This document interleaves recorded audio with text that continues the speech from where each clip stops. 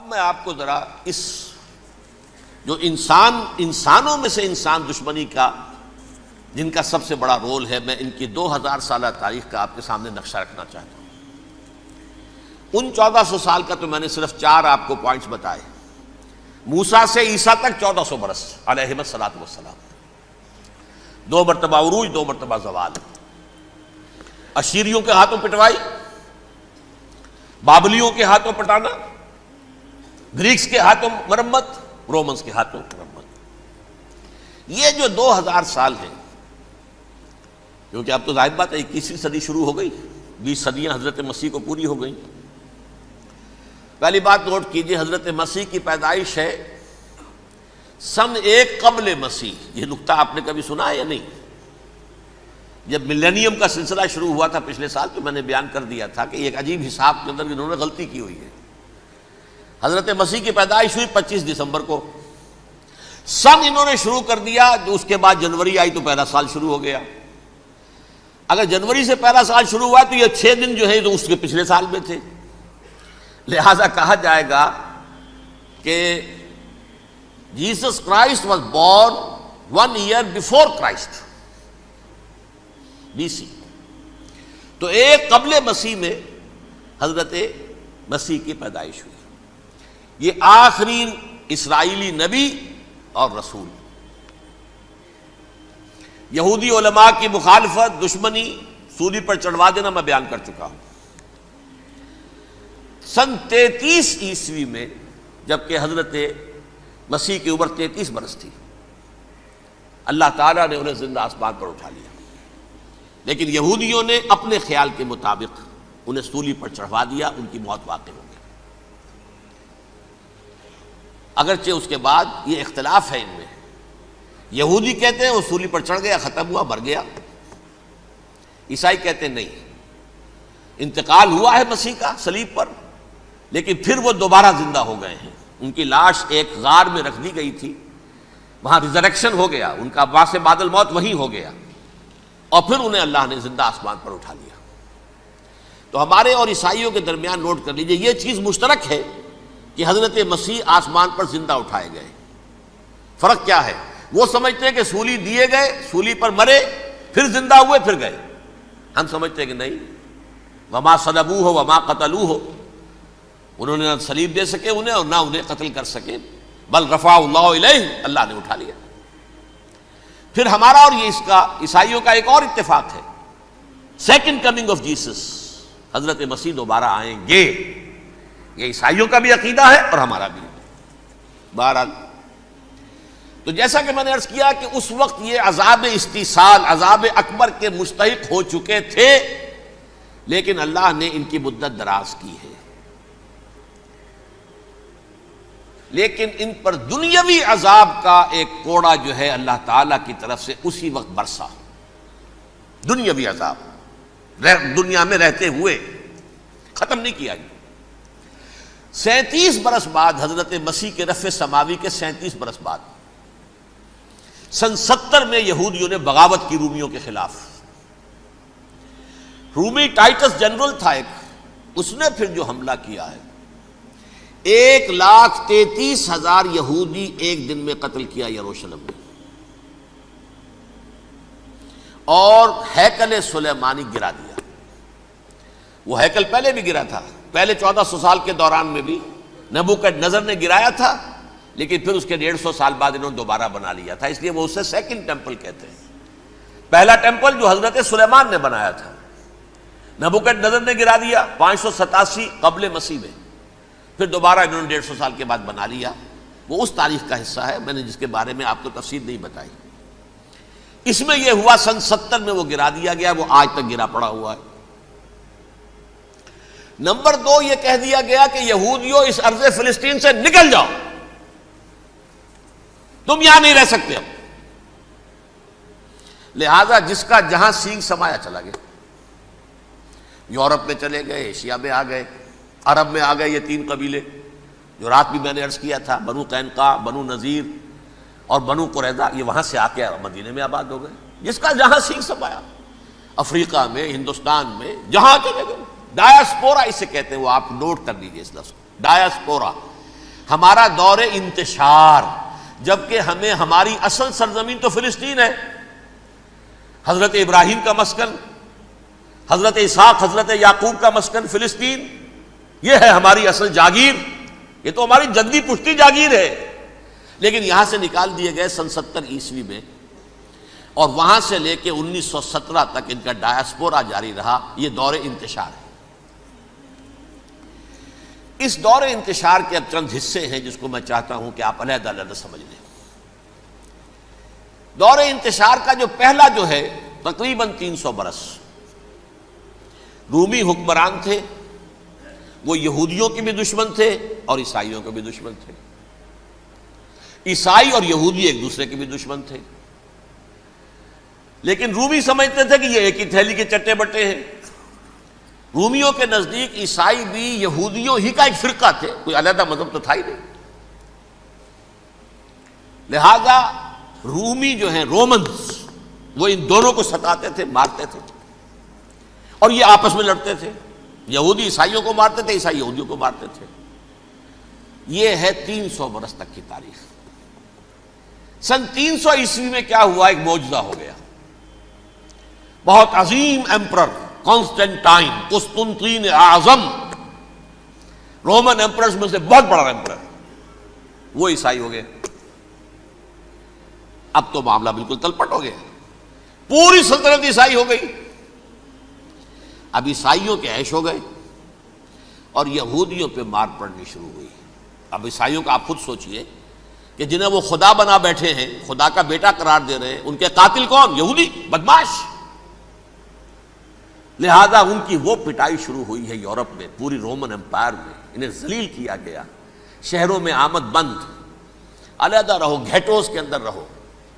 یہودی کا نام جو ہے وہ گالی بن گیا، جیسے آج بھی یہودی گالی کہتے ہیں، جیسے خنزیر کا لفظ، آخر وہ بھی اللہ کی مخلوق ہے، لیکن آپ کو معلوم ہے کوئی شخص زبان پر نام نہیں لانا چاہتا خنزیر کا، سور کا، ہے تو مخلوق، وہ بھی ایک حیوان ہے۔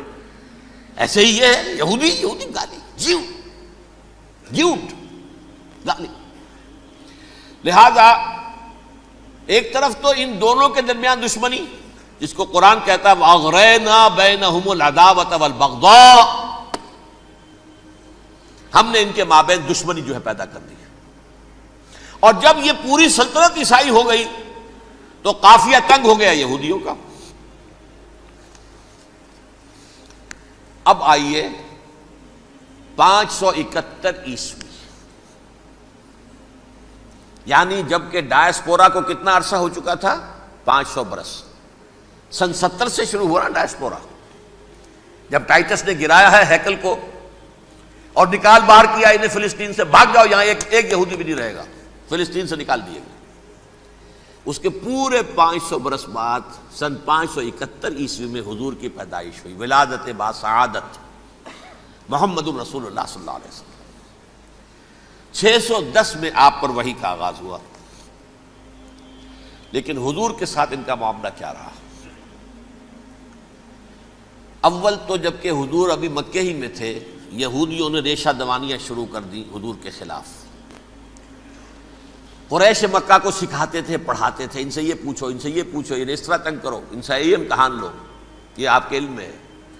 سورہ بنی اسرائیل میں، سورہ کہف میں وہ سوالات جو امتحانی سوالات آئے تھے، ذوالقرنین کون تھا، اصحاب کہف کون تھے، تم رسول بنے پھرتے ہو تو بتاؤ، اور یہ روح کی حقیقت کیا بتاؤ۔ یہ ساری ریشہ دوانیاں کر رہے تھے بیٹھے ہوئے، ابھی وہیں پر، حضور ابھی پہنچے بھی نہیں۔ ہجرت فرما کر حضور تشریف لے آئے تو حضور نے، جسے ماسٹر سٹروک کہا جائے گا، یعنی اسٹیٹس مین شپ کا ماسٹر سٹروک، آپ نے مدینے میں آتے یہودیوں کے ساتھ پیکٹ کر دیا، جوائنٹ ڈیفنس پیکٹ آف مدینہ، کہ اگر مکے والے ہم پر حملہ کریں گے تو ہم مل جل کر ایک قوم کی حیثیت سے مقابلہ کریں گے۔ یہ میثاق مدینہ کہلاتا ہے، جس کے بہت غلط معنی پہنائے جا رہے ہیں آج کل۔ بہرحال میں موضوع میرا چونکہ یہ نہیں، میں ادھر نہیں جاؤں گا، لیکن ہوا کیا؟ ہر مرتبہ یہ خیانت کے مرتکب ہوئے، ان نے جو عہد کیے تھے ان سے پھرے، اندر ہی اندر سازش، ریشہ دوانی، حضور کی بدترین دشمنی۔ سورہ نساء کی آیت نمبر 12 میں 14 میں 13 میں فرمایا ہے لا تزال تطلع علی خائنۃ منہم، اے نبی ہمیشہ آپ کے علم میں ان کی طرف سے خیانتیں، بددیانتیاں آتی رہیں گی. اور بار بار وہ مسلسل جنگ کی آگ بھڑکاتے تھے. قریش کو دعوت دیتے، آؤ آؤ آؤ ہم اندر سے بغاوت کر دیں گے، تم آؤ تو صحیح، ختم کریں محمد کو اور اہل ایمان کو صلی اللہ علیہ وسلم ورضی اللہ تعالی عنہم اجمعین. لیکن پھر جب وہ آتے تھے تو یہ دبک جاتے تھے، ان میں ہمت نہیں تھی. میدان کے مرد نہیں رہے تھے. یہ سورہ حشر میں ان کا نقشہ کھینچا گیا ہے. کھلے میدان میں مقابلے کی اس کے اندر صلاحیت ہی نہیں ہے. یہ تو فصیلوں کے پیچھے سے، جیسے عورتیں کہیں دیہات میں لڑائی ہوتی ہے تو مرد جو ہے گلیوں میں لڑتے ہیں، عورتیں اوپر سے پتھر پھینکتی ہیں، بس وہ کام یہ کر سکتے تھے. من ورائے جدر، فصیلوں کے پیچھے سے، جنگ میں میدان میں نہیں آ سکتے. بہرحال قرآن مجید میں ہے یہ سورہ مائدہ کی آیت نمبر 64، کلما اوقدوا نارا للحرب اطفاها اللہ. اکثر و بیشتر مواقع پر تو یہ جب آگ بھڑکاتے تھے جنگ کی، اللہ اسے بجھا دیتا تھا. لیکن بہرحال اس کے باوجود جنگیں ہوئی، غزوہ بدر، غزوہ احد ہوئی کہ نہیں؟ یہ ساری اصل شرارت ہوئی. اور اس کے نتیجے میں حضور نے پھر ایک ایک کر کے 3 قبیلوں کو سزا دی. غزوہ بدر کے فوراً بعد بنو قینقاع نکالے گئے مدینے سے، غزوہ احد کے فوراً بعد بنو نذیر نکالے گئے، اور غزوہ احزاب کے بعد بنو قریظہ نکال دیے گئے. یہ تو میں نے آپ کے سامنے رکھ دیا صرف حضور کے زمانے میں ان کا کیا رویہ رہا. دشمن، رات بھی ہم نے وہ آیت پڑھی تھی، لَتَجِدَنَّ أَشَدَّ النَّاسِ عَدَاوَةً لِلَّذِينَ آمَنُوا الْيَهُودُ وَالَّذِينَ أَشْرَكُوا. اہل ایمان کی دشمنی میں شدید ترین تم پاؤ گے یہودیوں کو اور مشرکین. مشرکین بھی بعد میں ہے، پہلے یہودی. حضور کے بعد کیا ہوا اب یہ نوٹ کیجئے، یہ ان کی تاریخ کا دوسرا دور. حضرت عمر رضی اللہ تعالیٰ عنہ کا عہد خلافت ہے. بیت المقدس کا محاصرہ کیا گیا، فصیل بڑی اونچی، شہر اندر سے سیلف سفیشینٹ، حملے کا راستہ کوئی نہیں. محاصرہ طول کھینچ رہا ہے لیکن ان کے پاس رسد بھی موجود ہے، پانی بھی موجود ہے، وہ دروازے بند کر کے بیٹھے ہوئے ہیں. بالآخر اللہ تعالیٰ کی مشیت کا ظہور کیسے ہوا؟ ان کے کچھ علماء آئے فصیل پر، کہا دیکھو مسلمانوں، تم قیامت تک بھی یہاں پڑے رہو گے محاصرہ کر کے، ہمارا یہ شہر فتح نہیں ہوگا. ہاں ایک درویش بادشاہ کے ہاتھوں یہ شہر فتح ہونا ہے، لیکن تمہارے اندر ہمیں وہ نظر نہیں آ رہا.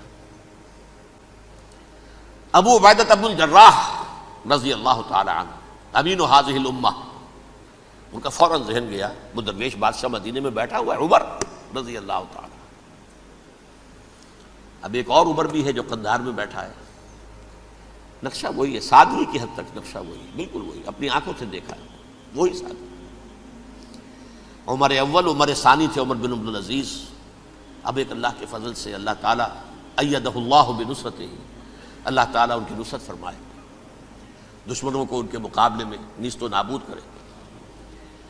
انہوں نے ریکویسٹ بھیج دی کہ حضور تشریف لائیے، یہ شہر فتح ہو جائے گا. وہ ہے سفر تاریخی، اتنا طویل سفر، تقریباً 700 میل، ایک اونٹ، ایک خادم، ایک منزل پہ امیر المومنین اوپر بیٹھے، خادم آگے چل رہا ہے، اگلی منزل پہ خادم اوپر بیٹھا ہے، امیر المومنین آگے جا رہے ہیں. اور جب پہنچے ہیں تو وہ باری تھی خادم کی. انہوں نے ہاتھ جوڑ دیا، حضور خدا کے لیے تم کیا کہیں گے لوگ، وہ میرا برا حال کر دیں گے، تمہیں شرم نہیں آئی؟ امیر المومنین پیدل آگے چل رہے ہیں نکیل پکڑ کر، اور تم بیٹھے ہو اوپر براجمان ہو. حضرت عمر فرمایا الدور دورک، نہیں باری تمہاری ہے، بیٹھ. اس حال میں پہنچے ہیں. اور پھر یہ کہ ابو عبیدہ بن الجراح آئے ہیں، استقبال کیا ہے تو دیکھا ہے اس حال میں چلے آ رہے ہیں. عمر نکیل پکڑے ہوئے چلے آ رہے ہیں، اور کہتے ہیں کہ کہیں کیچڑ ویچڑ تھا، جوتے خراب ہو گئے تھے، وہ بھی اتار کے ہاتھ میں پکڑے ہوئے، کپڑے تو تھے ہی پھٹے ہوئے. انہوں نے کہا بھی حضرت ابو عبیدہ نے، دیکھیے یہ بڑا متمدن ملک ہے، بڑا مہذب علاقہ ہے یہ، آپ ذرا حلیہ اپنا دوست فرما لیں تب جا کے پیش ہم آپ کو کریں گے. آپ نے فرمایا نحن قوم اعزنا اللہ بالاسلام، ہم وہ قوم ہیں جنہیں اللہ نے عزت دی ہے اسلام کے ذریعے سے. کپڑوں کے ذریعے سے نہیں، دولت کے ذریعے سے نہیں۔ اسی حال میں گئے ہیں، اوپر سے انہوں نے کھڑے ہو کر نشانیاں دیکھی ہیں، اپنی کتابیں کھولی، ہاں یہ وہی ہیں، اچھا لو جی سرنڈر، شہر تمہارے ہاتھ میں۔ خون کا ایک قطرہ نہیں بہا اور بیت المقدس فتح ہو گیا۔ لیکن اس وقت حضرت عمر نے ایک نرمی یہ کی کہ یہودیوں کے لیے بھی اسے اوپن سٹی قرار دے دیا۔ یہ احسان عظیم حضرت عمر کا، اس سے پہلے یہودی آ ہی نہیں سکتا تھا، داخل ہی نہیں ہو سکتا تھا، وہاں وہ آ کر وزٹ نہیں کر سکتا تھا، زیارت نہیں کر سکتا تھا اپنے مقدس مقامات کی۔ حضرت عمر نے یوں سمجھیے کہ تقریباً 550 برس کے بعد ان کے لیے راستہ کھولا ہے کہ ہاں تم آ سکتے ہو، زیارت کر سکتے ہو۔ لیکن یہ عیسائیوں نے لکھوایا معاہدے کے اندر، انہیں یہاں آپ آباد ہونے کی اجازت نہیں دیں گے، لیکن کم وزٹ دی پلیسز، دیکھیں، زیارتیں کریں اور جائیں۔ یہ معاہدہ حضرت عمر کا ہے رضی اللہ تعالیٰ، جو پھر خلافت راشدہ کے بعد بنو امیہ نے بھی اس کو آرڈر کیا، بنو عباس نے کیا، پھر جو ہمارے یہ ترکوں میں اندر خلافت آئی تو ترک خلفاء نے بھی اس معاہدے کی پوری پابندی کی۔ فلسطین میں آ سکتے ہیں یہودی، صرف زائرین کی حیثیت سے، وہاں آباد نہیں ہو سکتے۔ اب آئیے اگلا دور آیا حضرت عثمان کا دور خلافت۔ یہ ہے وہ وقت کہ اب یہود نے امت مسلمہ کی پیٹھ میں چھرا گھونپا۔ وہ کیسے؟ ایک یہودی عبداللہ ابن سبا اسلام کا لبادہ اوڑھ کر آ گیا، معاشرے کا جائزہ لے لیا، ان میں بنو ہاشم اور بنو امیہ میں جو پرانی کشاکش تھی اس کے کچھ نہ کچھ جراثیم باقی ہیں، اگر ان کو ذرا بھڑکا دے تو مسلمانوں میں انتشار پیدا ہو جائے۔ کہا یہ عثمان کون ہے؟ یہ تو بنو امیہ میں سے ہے، یہ حق تو بنو ہاشم کا ہے، خلافت ان کے پاس ہونی چاہیے، محمد کے تو رشتہ دار وہ ہے صلی اللہ علیہ وسلم۔ عوام الناس کے اندر بات پھیلنی شروع ہوئی، پھر ایک بڑی سازش کے انداز میں حضرت عثمان کے خلاف پروپیگنڈا، حضرت عثمان کے جو عاملین تھے، گورنر تھے، ان کے خلاف پروپیگنڈا، اور ایسی ہوشیاری کرتے تھے کہ کوفے میں کوفے کے حاکم کے خلاف کچھ نہیں کہنا، اجی مصر میں یہ ہو رہا ہے، اجی شام میں یہ ہو رہا ہے، اجی یہ جو عثمان ہے وہ یہ کر رہا ہے، یہ ظلم ہو رہا ہے، یہ لوٹ مار ہو رہی ہے، یہ خیانتیں ہو رہی ہیں۔ اب نہ تو اس زمانے میں مینز آف کمیونیکیشن، کیسے تصدیق کریں؟ افواہیں تو آپ آج کراچی کے اندر شروع ہو جائے تو پتہ نہیں چل سکتا کسی کو کہ کیا اس میں صداقت ہے کیا جھوٹ ہے، اور بری بات جو ہے فطرت انسانی کی کمزوری ہے، وہ فوراً قبول کرتا ہے، کسی کے بارے میں اچھی بات ماننے کو تیار نہیں ہوتا، لیکن بری بات تو فوراً تیار۔ بہرحال یہ فتنہ انہوں نے اٹھایا، حضرت علی کی الوہیت کا فتنہ اٹھایا، حضرت عثمان کے خلاف الفتنۃ الکبریٰ برپا کیا، حضرت عثمان شہید ہوئے۔ اس کے بعد 5 برس تک مسلمان ایک دوسرے کی گردنیں کاٹتے رہے، باہمی خانہ جنگی ہوئی، امت کو وہ زخم لگایا ہے جو آج تک جس سے خون رس رہا ہے۔ یہ شیعان عثمان اور شیعان علی تھے جو بعد میں پھر سنی اور شیعہ ہو اور آج تک ہے۔ فتنہ کس نے جگایا؟ ایک عبداللہ ابن سبا یہودی اور اس کے کارندے، شیطان کا ایجنٹ، اور انسانوں میں سے بھی اس کے جو بھی حواریین تھے اور شیطانوں کے اندر سے بھی تھے، انہوں نے بھی اس آگ کو بھڑکایا۔ یہ آپ سوچ لیجئے کہ یہ کس نے وہ زخم لگایا؟ یہودی۔ اگلا دور آیا، خلافت راشدہ ختم ہوئی، بنو امیہ کا بھی دور کافی گزر گیا۔ طارق ابن زیاد 712 عیسوی میں حملہ کرتے ہیں اسپین پر۔ اسپین اس وقت عیسائیت کا بہت بڑا گڑھ، بڑے کٹر ترین عیسائی جو ہے وہ اسپین میں تھے، لہذا یہودیوں کی وہاں بہت پٹائی ہوتی تھی، یہ میں بتا چکا ہوں، دشمنی تھی ان کی تو چلی آ رہی تھی عیسائیوں کے ہاتھوں یہودیوں کی، وہ تو سن 300 عیسوی سے ایمپرر کانسٹنٹائن کے بعد سے شروع ہو گئی تھی۔ اس حوالے سے یہودیوں نے اس وقت چالاکی یہ برتی، کچھ راستے واسطے بتائے، کچھ مدد کی طارق ابن زیاد کی۔ طارق ابن زیاد نے انہیں اپنا محسن سمجھا، ہسپانیہ فتح ہو گیا تو یہودی چونکہ محسنین کی فہرست میں آ چکے تھے، انہیں بہت اقتدار نصیب ہوا، بڑی سپورٹ مسلمانوں نے دی۔ ان کے بڑے بڑے علماء جو ہیں اسی دور کے اندر پیدا ہوئے، بڑے بڑے تھنکرز ان کے اسی دور میں پیدا ہوئے۔ بن گوریون جو کہ ایک وزیر اعظم تھا اسرائیل کا، اس نے یہ لکھا ہے اپنی کتاب میں، Muslim Spain was the golden era of our diaspora. وہ ڈائسپورا جو 70 عیسوی سے شروع ہوا تھا اور 1917 عیسوی تک جاری رہا ہے، اس میں سے گولڈن ایرا ہمارا جو تھا وہ مسلم اسپین تھا. ہسپانیہ میں بیٹھ کر ہم نے عیش کیے. لیکن وہاں سے انہوں نے اور جو کچھ کیا، یہ تو داستان کے بہت سے گوشے ہیں، لیکن میں جس اسٹریٹ لائن میں چل رہا ہوں اس کے اعتبار سے ایک بات سمجھ لیجیے. وہاں بیٹھ کر انہوں نے اب عیسائیت کی پیٹھ میں چھرا گھونپا، پروٹیسٹنٹ مذہب پیدا کیا، تقسیم کر دیا. جیسے شیعہ سنی کی تقسیم، عبداللہ ابن سبا، رومن کیتھولک اور پروٹیسٹنٹ کی تقسیم، یہودی علماء. ہوتا کیا تھا؟ ہسپانیہ کی یونیورسٹیاں ہیں، کارڈووا میں ہے، ٹولیڈو میں ہے، گریناڈا میں ہے، غرناطہ، قرطبہ، تولیتلا، اور وہاں آتے تھے لوگ. فرانس سے چلے آ رہے ہیں نوجوان پڑھنے کے لیے، جرمنی سے چلے آ رہے ہیں، اٹلی سے چلے آ رہے ہیں. 3 ہی ملک قریب ترین پڑھتے ہیں سینٹرل جو یورپ کے ہیں. یہاں پر جو ہے وہ اسلام جو نور پھیلا رہا تھا اس سے بھی مستفیض ہوئے.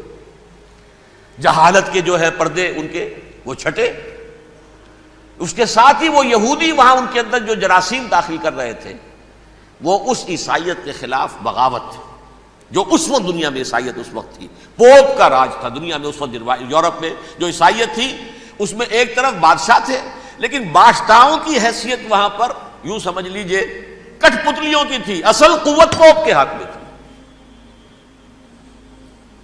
اور پوپ کو انہوں نے، جیسے قرآن نے کہا، اتخذوا احبارهم ورهبانهم اربابا من دون اللہ. چونکہ سینٹ پال نے شریعت موسوی ساقط کر دی تھی تو اب شریعت تھی ہی نہیں. پوپ کو اختیار تھا جس چیز کو چاہے حلال قرار دے دے، جس چیز کو چاہے حرام قرار دے دے.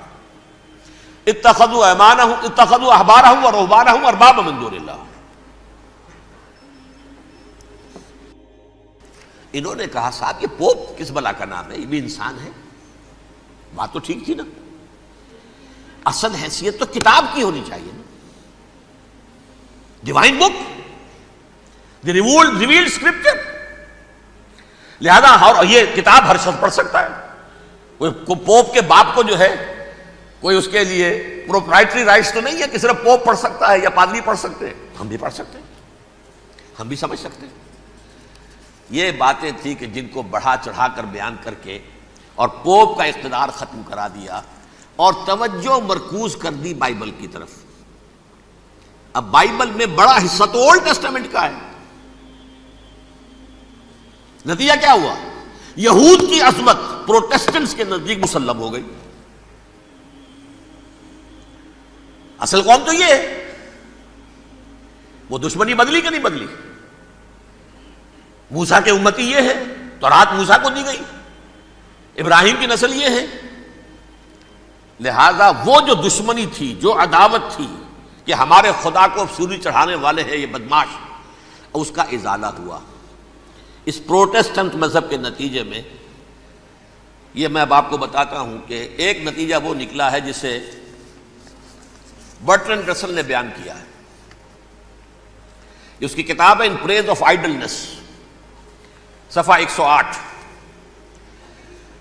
وہ لکھتا ہے the Christians retaining the Judaic belief in special revelation added to it the Roman desire for worldwide domination and the Greek taste for metaphysical subtleties.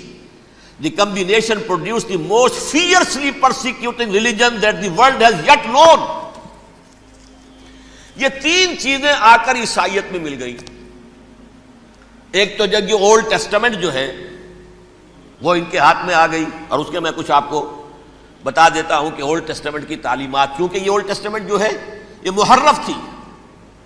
اصل تورات تو گم ہو گئی تھی 587 قبل مسیح میں، جب پہلی مرتبہ ہیکل جو ہے تباہ ہوا ہے، اس وقت ختم ہو گئی تھی. اس کے کوئی 150 سال کے بعد انہوں نے یادداشتوں سے مرتب کر کے لکھی ہے. اب اس میں ان کے اپنے خیالات، اپنے امانی، اپنی توجیحات وہ شامل ہو گئی. لہذا میں آپ کو حوالے دیتا ہوں اس کتاب کے اندر مظالم کی جو تعلیم دی گئی ہے، اہل کتاب نے اپنے مظالم قتل عام کے جواز کے لیے تورات میں تبدیلیاں کی اور پیغمبروں پر دہشت ناکی اور بدترین حرام کاری کے الزامات لگائے. سنیے، پہلا حوالہ ہے یہ گنتی باب 31 آیات 17-18. اس لیے ان بچوں میں جتنے لڑکے ہیں سب کو مار ڈالو، اور جتنی عورتیں مرد کا منہ دیکھ چکی ہیں ان کو بھی قتل کر ڈالو، لیکن ان لڑکیوں کو جو مرد سے واقف نہیں اور اچھوتی ہیں اپنے لیے زندہ رکھو. یہ کسی اللہ کی کتاب کا یہ جملہ ہو سکتا ہے؟ کسی ریویل بک کا؟ اور سنیے، یہ ہے استثناء ڈیٹرانومی باب 20 آیت 16-18. پر ان قوموں کے شہروں میں جن کو خداوند تیرا خدا میراث کے طور پر تجھ کو دیتا ہے، کسی ذی نفس کو جیتا نہ بچا رکھنا، جیسا خداوند تیرے خدا نے تجھ کو حکم دیا بالکل نیست کر دینا. مرد، عورتیں، بچے، بوڑھے سب ختم. یہ کتاب مقدس ہے. اور سنیے، سیموئیل باب 27 آیت نمبر 9. اور داؤد نے اس سرزمین کو تباہ کر ڈالا اور عورت مرد کسی کو جیتا نہ چھوڑا. نمبر 4، ان سب آباد شہروں کو ماں، عورتوں اور بچوں کے بالکل نابود کر ڈالا. کتاب استثناء باب 3 آیت 6. یہ ہے جو کہہ رہا ہے برٹرنڈ رسل، کرسچینٹی میں آ کر اب یہ تین چیزیں شامل ہو گئی. ایک تو یہ باربیرین یہ تعلیم جو ہے، اور یہ مذہب کے نام پہ تعلیم، یہ کتاب مقدس کی تعلیم. نمبر 2، رومنز کے اندر جو ایک تمنا تھی ورلڈ ڈومینیشن کی، وہ عیسائیت کے اندر آ گئی. اس لیے کہ پوری رومن امپائر جو ہے عیسائی ہو گئی، تو اسے وراثت کے اندر ورلڈ ڈومینیشن کی جو ایک تمنا تھی وہ مل گئی. اور پھر یہ کہ انہوں نے جو توہمات تھے یونانیوں کے ان کو بھی اپنے ہاں مختلف شکلوں کے اندر جمع کر لیا. ان تین چیزوں کا the combination produced the most fiercely persecuting religion that the world has yet known. اس کے نتیجے میں دنیا میں تاریخ انسانیت کے اندر جو بدترین خونخوار ترین مذہب ہو سکتا ہے وہ شکل عیسائیت نے اختیار کی. اور اس کا مظہر عتم کیا تھا؟ نوٹ کیجئے، صلیبی جنگیں. ایک بات ٹائم ٹیبل کے اعتبار سے نوٹ کر لیجئے گا. فرسٹ ملینیم ختم ہوا، سیکنڈ شروع ہوا. ان کے 1000 سال ختم ہوئے تو 11ویں صدی میں سیکنڈ ملینیم شروع ہوا، تو پہلی صلیبی جنگیں ہوئی. لاکھوں مسلمان قتل کیے. صرف یروشلم کے اندر اتنا خون بہایا ہے کہ خود ان کے ہسٹورینز لکھتے ہیں کہ جب ان صلیبیوں نے جب گھوڑوں کے ساتھ وہ چل رہے تھے گلیوں میں تو ان کے گھوڑوں کے گھٹنوں تک خون کی ندی بہ رہی تھی. جہاں سے گزرے ختم کرتے چلے گئے، آبادیاں کی آبادیاں ختم کر دی. اگرچہ اس کروسیڈ میں گیہوں کے ساتھ گھن بھی پسا، یہودی بھی بہت مارے گئے. یہ فرانس سے، جرمنی سے جب یہ کروسیڈرز آ رہے تھے 3000 میل کا سفر طے کر کے آئے تھے. سوچئے تو صحیح. اربن ثانی پوپ جو تھا آگ لگا دی تھی اس نے پورے یورپ کے اندر. شرم سے ڈوب مرو، تمہارے مقدس علاقے مسلمانوں کے ہاتھ میں. انفیڈلز، یہ کافر، یہ مرتد، یہ ملحد. مسیح جہاں پیدا ہوا، مسیح کو جہاں سولی دی گئی، وہ کہاں ہے؟ ان کے ہاتھ میں. وہ آگ لگائی ہے، 3000 میل کا فاصلہ طے کر کے یہ قومیں آئی ہیں وہاں، اور جو تباہی مچائی ہے انہوں نے. تاریخ انسانی میں ایسی بربریت کی کوئی مثال. اور یہ ان کے اپنے ہسٹورینز لکھتے ہیں. شرم کے مارے ایسے محسوس ہوتا ہے جیسے ان کی گردنیں جھکی جا رہی ہوں لکھتے ہیں.